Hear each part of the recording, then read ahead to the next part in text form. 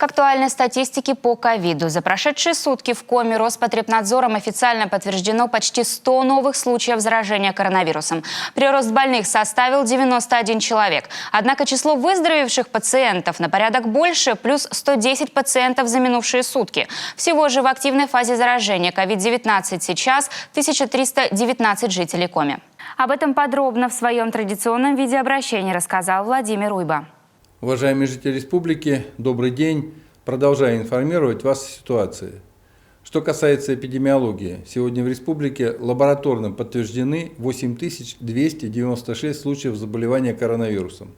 Прирост за сутки 91 человек. В основном это Сыктывкар 47 человек и Ухта 23 человека. Под медицинским наблюдением 3496 человек. Выздоровели 6865 человек.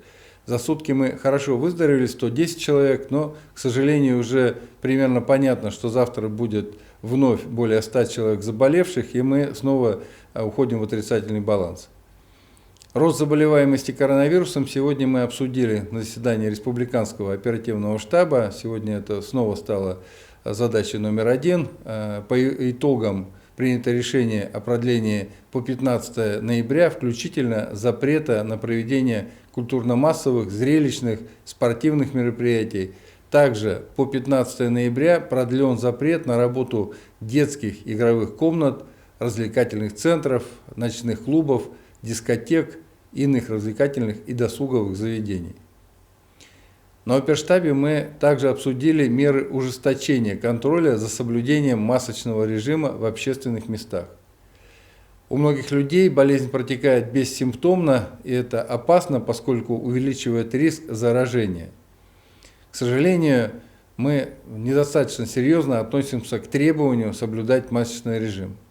Практически перестали использовать средства индивидуальной защиты в транспорте, магазинах, аптеках. Такое отношение может привести к тому, что нам придется не только отказываться от тех послаблений в режиме повышенной готовности, которые мы планировали вводить поэтапно, но и отменять уже действующие.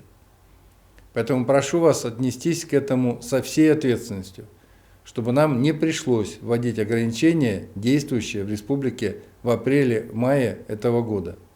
На самом деле мы сегодня в полшаге от того, чтобы снова вернуться к тем ограничениям, которые были для нас очень сложны, в первую очередь экономически.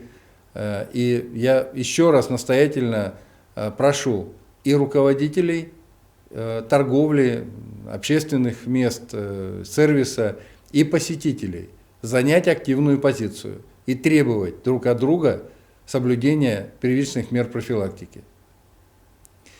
Мы обсудили проведение осенней призывной кампании в условиях пандемии. В этом году призывная кампания начнется с 1 ноября и продлится практически до конца этого года. И очень важно организовать все мероприятия таким образом, чтобы минимизировать риски заражения коронавирусом у призывников и у специалистов военкоматов и медкомиссий.